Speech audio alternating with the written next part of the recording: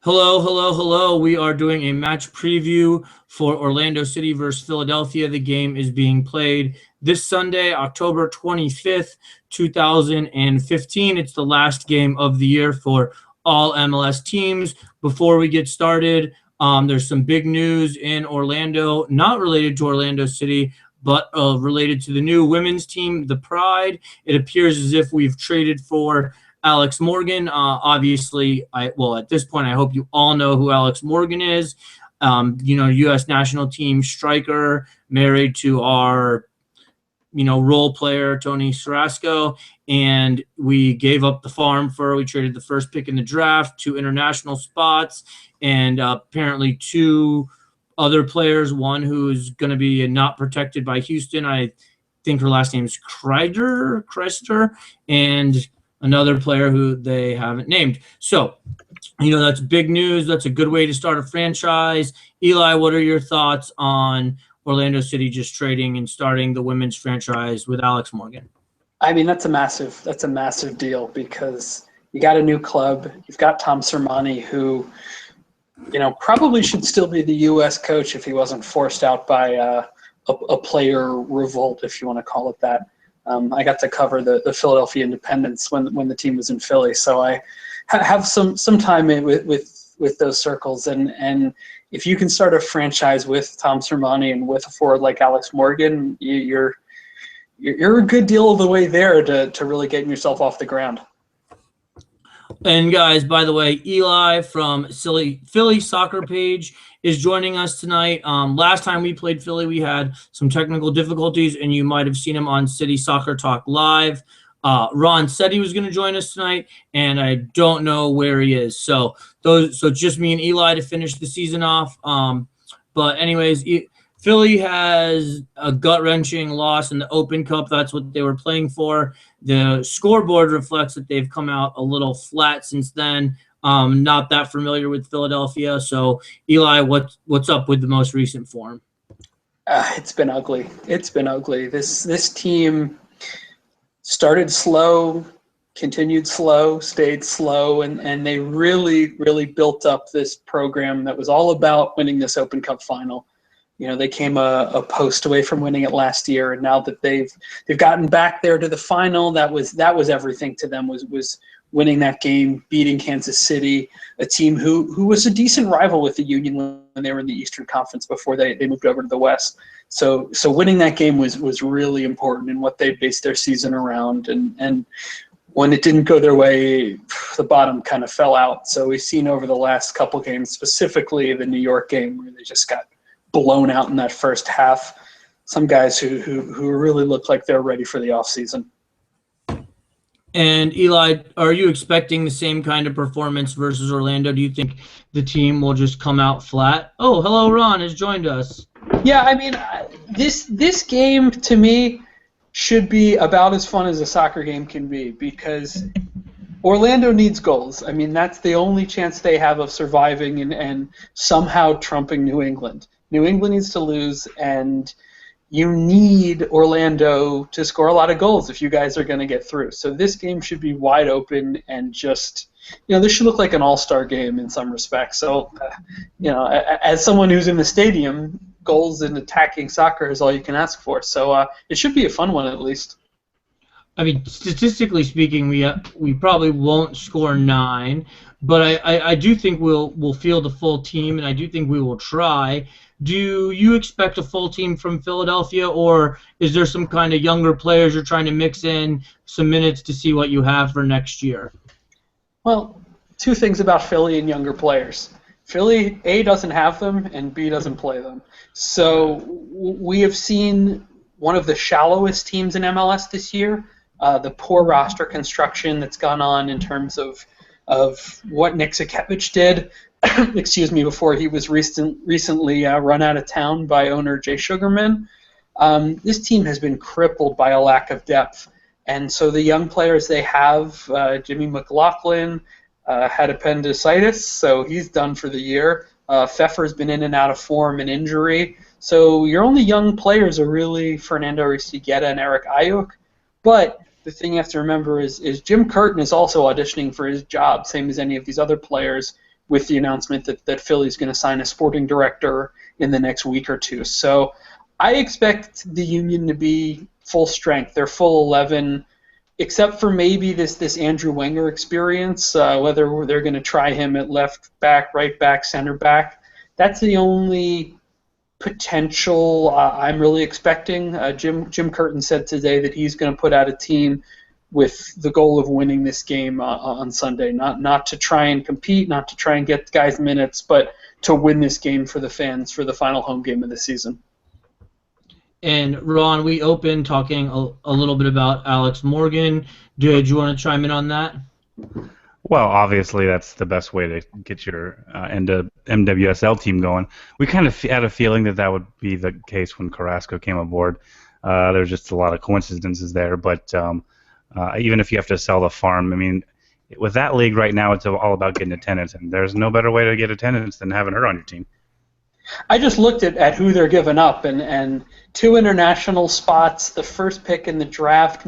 Megan Klingenberg was the player you mentioned from Houston, who's probably going to be unprotected, and potentially Lindsay Horan, who has experience with Paris Saint-Germain. I mean, that's a serious haul, but I agree that, you know, when you look at women's soccer and how you build a team, it's about butts and seats, and if you can't get those people in the seats, sadly at this point, it doesn't matter what your product is. And getting Alex there, you have a good coach. So even without the marquee superstars outside of her, Tom Sermanni's going to put a good team on the field. And yeah, it's exciting to have that league growing and for Orlando to have a team now.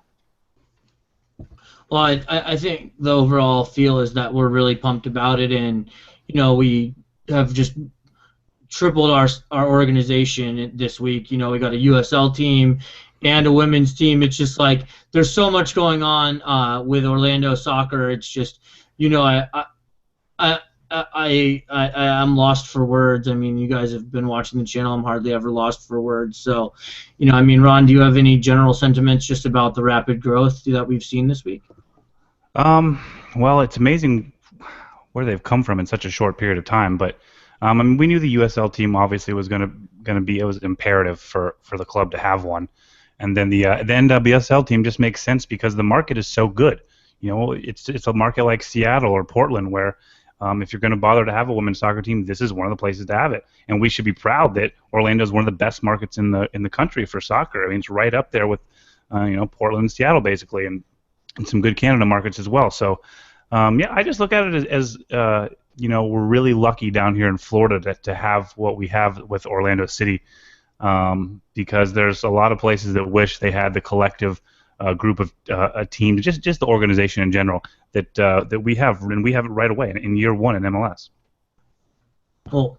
And you know, there's our just general sentiments on that. Let's go back to the match that we're, you know, have all gathered here tonight to talk about. And Eli shared his sentiments about, you know, Philly and their slow start and lack of depth and their poor performances after the U.S. Open Cup. And, you know, we know about terrible performances because we had them for 2 months in July and August, and we went almost a third of the season without a win. So, you know, but the last 5 weeks have been incredible.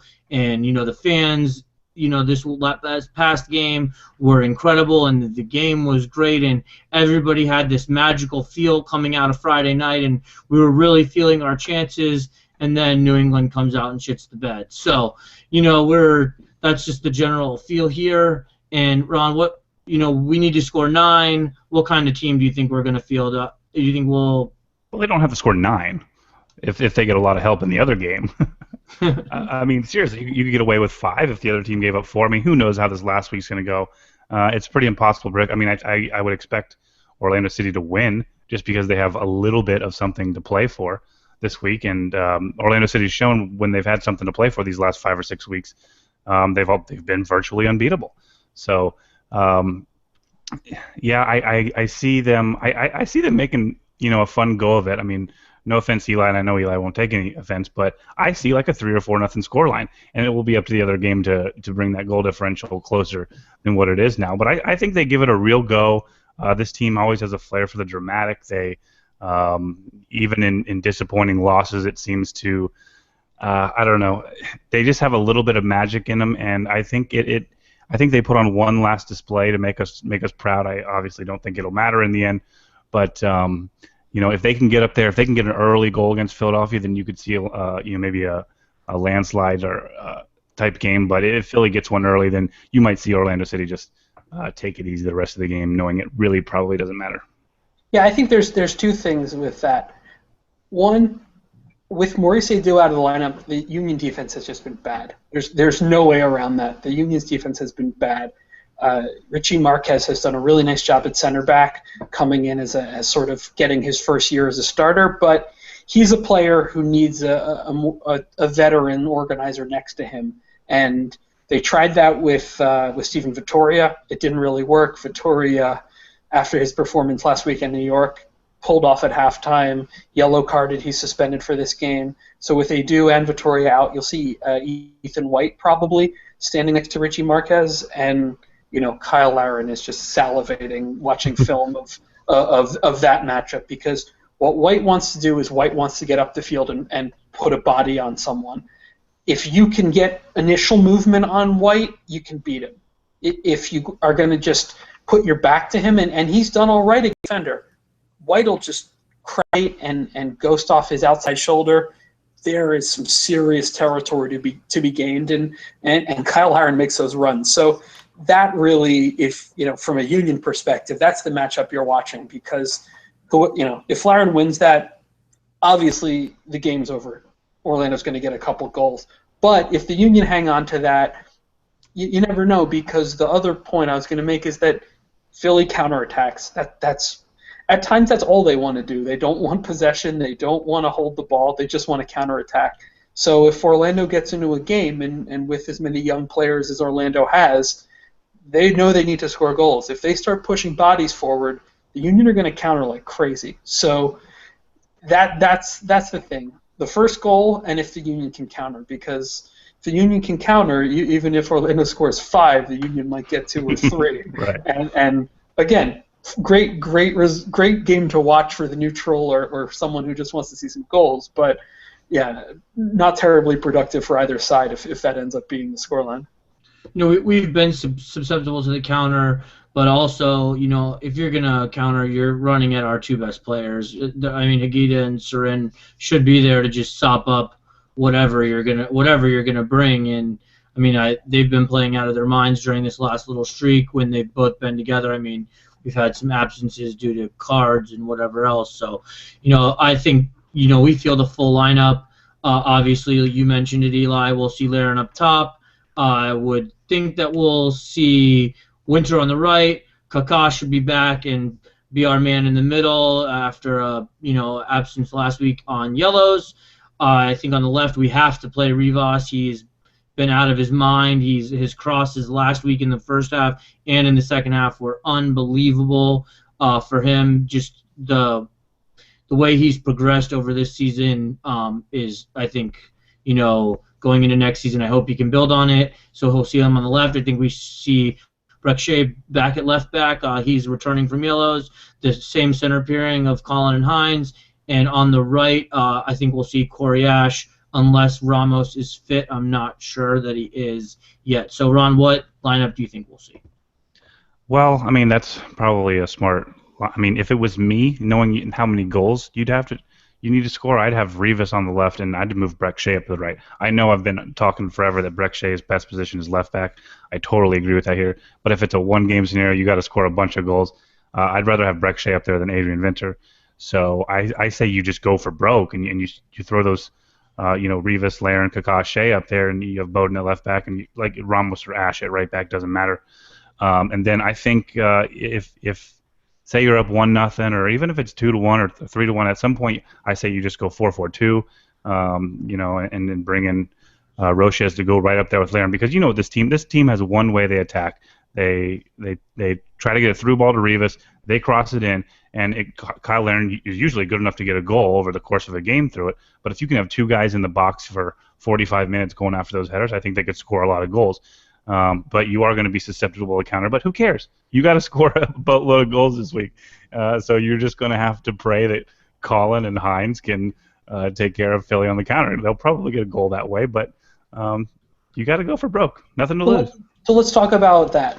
Greg Shea at left back. If I'm coaching Orlando, I leave him there because if you watch film on Philly, Ray Gaddis stays at home. You know, whether it's Andrew Wenger, this experiment they've been trying, I don't think it will be. I think it'll be Ray Gaddis. Either way, they've both been staying at home, and Gaddis has been the starter most of the year. He doesn't venture forward. And when you look in front of him, it's been Sebastian Letou. And for all that Letou does for this team, Letou is about getting Letou's goal and doing what Letou wants. He's not about playing in a system. He's certainly not defending in a system. So if you have the ability to run Rivas and overlap with Breck Shea, you can almost always get a 2-on-1 on Ray Gaddis. So if I'm Orlando, I look at that as a place to get pretty much an overload anytime you want one, and with Rivas laying in Shea and then just crashing bodies into the box. So that's how I would play it if I was playing against Philly based on what they've been showing. And, just to combine Ron's point and Eli's point, I think going forward, let's just hypothetically say that we have Breck Shea at right mid and it is Luke Bowden. Luke Bowden possesses the skill set to move up and cross the ball in. So, I think if we're going to go with Ron's scenario, we're going to play Breck Shea at right wing and Bowden at left back. I don't think that the fall off is that much getting a 2-on-1 against Gaddis. That's just my personal take on the matter. So. Well, there's another thing to think about. And Eli brought up the overlapping of Breck Shea. I mean, obviously, I want Breck Shea at left mid all of next year. But the problem with Carlos Rivas right now is it's really, really hard to overlap him. He doesn't really. Carlos Rivas is kind of in his own world out there. He's really, really good. But I have yet to see a player this year really overlap Rivas. He likes to basically play up near the striker, and so he's going to be up there. It's kind of worked out because Luke Bowden is such a good crosser that if Rivas does get stifled, he can pass back, and then Bowden can cross it in the center. So obviously over the course of the season, you're right. But for a one-game scenario, I don't know that. I mean, Rivas is going to be going for broke. He's going to be trying to get that first MLS goal, and I don't know that Breck Shea. I feel like they'd be holding hands out there. Rivas hasn't really found he hasn't really cut in off the left side very well because that cuts in onto his right foot, which he's not very good at. So I think I don't think you can go wrong either way. I think they beat Philly either way, but I would like to see Shea up there just because Shea can produce that little bit of magic. He can cut in on the left foot and have a shot from distance. And then if you could have either Ramos or Ash, both those guys are so quick, that will be the overlapping side. I mean, Orlando City plays that lopsided, the field's almost tilted because Rivas is basically a striker, and then that right side becomes more defensive and then has the ability to naturally overlap. So I think that's just the way I would play it. But like I said, I'd agree with either way. I mean, you can go you can go back to a goal when Philly took the lead and then capitulated against DC, where everyone gets sucked in. Letou doing his thing where he just runs around and doesn't really stick with the system, drops in to support Gaddis when Gaddis doesn't need it, and they lay it back to Taylor Kemp, who whips in the cross. And that's one where you think of a guy like Luke Bowden, where he's going to get that kind of time to put those crosses in. You take that. So I certainly understand your point there, and I think that's a good one. Right now, when you look at the Union without Maurice Edu, the defensive shape just doesn't exist sometimes, and when you can stretch them forward and compress them, sort of do that thing that good attacking teams do, you don't see the Union really react positively, and they end up a little bit too tight, a little bit too loose, and there are holes to be exploited. But also, if you have a fullback who can whip crosses in, they can get the time they need. Yeah, I think we have a pile of fullbacks that can whip crosses in, whether it's Bowden or it's Shea or Ash is decent at it. Ramos is probably about the same as Ash, so I think any which way. And just one last point, and then we'll move on.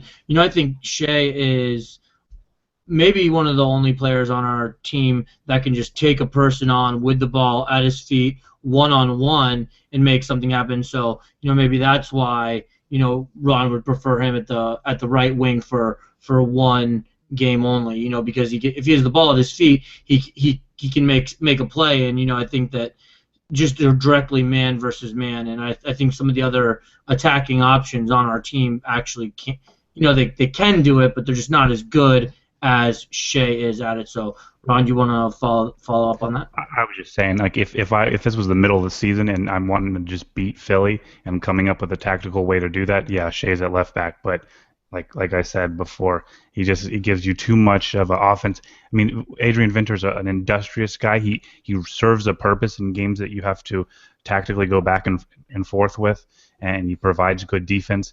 But like I said, who cares about defense this week? It's gonna be 9 attackers, and then Philly's gonna counterattack against 2 defenders. So it'll be exciting. Who knows how it'll turn out, really? And you do want to see, as a neutral or as Orlando, you want to see Breck Shea versus Fabinho, because Fabinho's he's a gambler. When he's on his game, he's stepping high, he's intercepting passes, he's arriving at the point of contact just as the ball gets there. That's great when it works. When it doesn't work, if Shea or Winter can get a touch past him, he's gone. He's out of the play. He's coming in, all guns.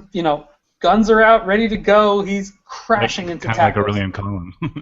Yeah, but if you can believe it, less intelligently. Yeah. As a person who watched Philly, there's so many games where you walk away and I don't understand how he was still on the field at the end of that one. But again, that's the same with Colin. So in that respect, if you push a body at Fabinho, you can go around him, especially if you can bring a second person. But even with one, they're going to lose out a lot because Fabinho's going to jump passes and he's going to push high. But on those opportunities where you get the ball past him, he's gone. That flank is yours to exploit. So, and that's something the Union have to sort out in the offseason is winning the ball 75% of the time isn't really great when you give up tremendous scoring chances the other 25% of the time. And, Ron, what do you think? Eli just mentioned it's all spin off that. And in our forum right now, this might be a tough question to answer, and we've kind of spoke about it before, and I think last time your answer was squad depth just overall. So is there anything that you think Orlando City needs to sort out in the offseason with this, being essentially the last match preview? Well, I've talked about, I still think outside mid is a priority because I think we're going to be moving Breck Shea back to left back. So they just have to have depth so they can get through these the international windows and the injury suspensions, but you can't have enough good outside mids. And this team, I mean, really, when we look at next year, we're going to have Kevin Molino. Sure, you can pencil him at right mid, but people need to realize he's going to play a lot of the number 10 role next year because they're not going to put Kaká through what he had to go through this year and run him ragged. So they're going to try to rest Kaká to get him through the season. And you just got to remember, every year Kaká gets older. He's not going to get better. He's not going to get quicker. And Molino's the heir apparent, and what a guy to have there as long as he comes off this ACL surgery okay. So I think with him a lot there, that just leaves you another need. I mean, you can't go into the season with Rivas and Vinter and say, yep, these are our mids for the season. I don't know if I want Vinter starting the whole season, even though I like him, but you need 2 more. I mean, you need good backups there, and you don't want to have to move Breck Shea up if you don't have to, because you want the best left back in the league if you have it. So I say go out and get a couple more, maybe get a young guy, maybe get a veteran, and go from there. Well, Ron, we have Lewis Neal. I'm not doing this. I don't want to talk about it. All right, sorry, Eli, I had to go there. No, Lewis Neal elicits crickets when we talk about him too. I watched a lot of Orlando at the beginning of this year, and Kevin Molino just flat out didn't have it. He looked way too impressed with MLS and way too overawed by the situation. So based on how he looked in the beginning of the season and coming off of an injury, he's almost not a guy that you can rely on. And you have to, if I'm Orlando, you have to build a roster. And if he shows up and he can contribute, great. But I don't think you can count on him because he certainly didn't do much of anything when he was healthy and recovered from an injury. But, I mean, we had to go to Eric Avila when he got hurt. So Oh no! You're an expansion team. You're dead thin, and that's part. But that's part of building a franchise. And now you have a USL team, which Philly is now getting one of our own. So you have your own in-house youngsters to come up and fill some holes. But for an expansion team, Eric Avila is a tidy little player to call on when you're in your first year. When you're in your second year, in your third year, in your fourth year, yeah, that's not the kind of thing you want to have to do. But I just, I wouldn't put too much stock in Kevin Molino giving you much until mid-season next year. Yeah, coming off of that injury. I just think that's a little bit unfair. I mean, I understand he wasn't doing a whole lot, but what Orlando City actually played some of their best soccer all year in those first 6 or 7 games. They weren't getting the results, but the possession was really good. The shots on target weren't great, but they were creating a lot of chances. And he helps a lot in the possession game, and that's kind of what tailed off. And I was just saying, like, the drop down, obviously it was his first 6 games in MLS, so he does have a long way to go. But that's why I think it'll be good for him to kind of transition and fill in for Kaká, play on the wing a little bit too when you just need an extra body out there. But like I said, that's why I think they need a lot of depth at the outside wing. You can't count on Rivas and Vinter the whole year. Well, I mean, I thought that Molina was just slowly getting better and adapting game by game before he got hurt. And I felt that him and Kaká had an understanding of each other's game that I don't think we've seen since he went out. So, I thought that, Kaká was almost at his best with Molino because him and Molino played so many 1-2s off of each other right in the middle of the field. And like Ron said, some of it was just, dink and dunk, keeping possession. But Molino had some good runs where, it looked like he was about to score his first goal there before he was like knocking on the door, but he couldn't get in, kind of deal would be my analogy. And that's just my take on it. I thought Molino, I thought he was just slowly gaining confidence, and then wham, the confidence from, he got his knee zapped against Point Perda or whatever that team was. So that's just my take on it. And I mean, if you guys feel free to disagree, Ron or Eli. No, I mean, watching him play, I felt, and I watched him play in USL, and you know what kind of confidence he has when he's really on fire and what he can give. I said overawed before. The early Orlando team really wanted just to get the ball to Kaká, and I felt that yes, there was some nice interplay, but he was one of the chief problems when it came to that part of the game where. Yes, the ball would get exchanged quickly, but you knew where he was passing the ball. He was passing it to Kaká, and it made defenses really happy because he wasn't creating the kind of space that he can create when he plays like Kevin Molino, not Kevin Molino trying to just keep getting the ball into Kaká. Well, it's when you have 2 number 10s on the field. And I mean, I was all over Molino at the beginning of the season because he was holding Kaká's hand the whole time. Even Heath had to say in the press conference that he had to tell him to stop passing to him. But then again, that's exactly why I said I want to right mid because Molino really isn't that. I think he can be that in certain games that you need him to if you can get the point across that you can't sit here and just play with Kaká only in the middle of the field. But he does possess some rare athletic qualities that this team really missed when he wasn't there. The ability to beat a defender. He got to the byline against Portland and had a nice assist off Kyle Leonard's chest earlier in the year. I mean, he was like 3rd on the team in assists for like 3/4 of the year with 1. So yeah, I just think they'll like his creativity and the depth he provides for Kaká because Lord knows we didn't have that this year. Will be very helpful next year. All right, well, I don't really have anything else. I think, Eli talked about Philly, we talked about Orlando City, we talked about the matchup, we talked about Alex Morgan. How could I leave out Alex Morgan? Do either of you guys have any other, general points or specific points that you wanted to address in the match this weekend? Every Philly player is playing for their job. Every Philly coach is playing for their job. Every Philly front office person is playing, coaching, whatever, operating for their job.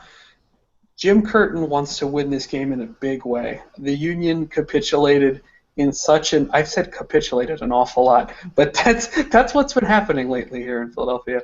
That New York Red Bull's first half was one of the worst halves of soccer you'll ever see a team play, and Jim Curtin is not going to play any guys that he doesn't think are ready to give 100% and be his top guys. So Orlando's not going to stroll in here and win this game just because they're showing up. They're going to need to turn up to win this one, but if they get a goal in the first 20 minutes, I agree with Ron. The floodgates could really come open because Maurice Edu may not want to play center back, but he's been fabulous in the middle of the Union defense this year. And when he's not there, they're a different team. And it's been showing lately since he's been out, first with the groin and now the sports hernia surgery. So an early goal for Orlando, and this could end up just being one of those fun, shootout kind of games. And honestly, with nothing to play for Philly, that's what I'm hoping for, because I want to see goals just flying in at both ends. I don't really care. I want to see some good goals and some good attacking play. All right. Well, Eli, I appreciate you coming on, and we'll move on to my favorite part of the show now, which is score predictions, and I'll go first. I think that we come to Philadelphia.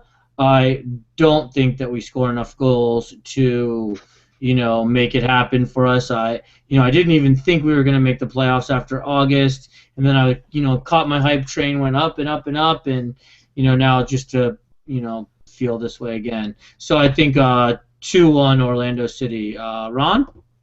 I'm going to go a little bit more than that. I'm going to go 4-1 Orlando City. I do think Philadelphia gets a goal on the counter, just because Orlando's going to be throwing people forward all night. But, just like Eli said and like we said earlier, this will all be about game script. If Philly can keep it close early or get a goal right away, then I think you could see a 1-1, 2-2 game that doesn't really satisfy anybody's needs. Hopefully we see some good goals. But I'm just going to, Orlando City's been on fire. They've been doing exactly what they've had to do over the past 6 weeks. So I expect them to continue. As long as they have the fire and the motivation that they've had the last 5 weeks, they're going to go up to Philly. They're going to score plenty of goals, and they're going to easily win 4-1. All right. Eli? I agree. I think if the Union get the first goal, you're looking at a 1-1 draw, or maybe the Union get a 2-1 win. But if Orlando can get a goal in the first half, I think it's going to just go back and forth all night. And I'm gonna go for all the goals. So let's go 4-3 Orlando. All the goals. All the goals. All right. Well, there you guys have it. This will be the last match preview, unless we get some miracle work. So I appreciate everyone's time who's come on, including yours, Eli. The first time we tried to work together, we had some technical difficulties. So thanks for, giving this another shot. I really appreciate that. Thank you to the fans for watching. I do this to bring you guys together and bring you good information. I feel that Ron does the same.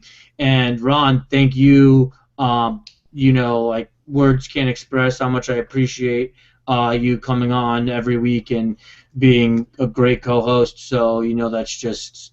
Don't make this all mushy for everybody. It's done. That's it. All right, guys. But it was a fun year. I really enjoyed doing this. I had a lot of fun with you. You're a great guy, Sam. Eli's cool. I love talking to Eli. I think he's one of the better guests we have all year. So, but yeah, this has been fun talking to Orlando City all year. All right. We will be back next year. Peace out.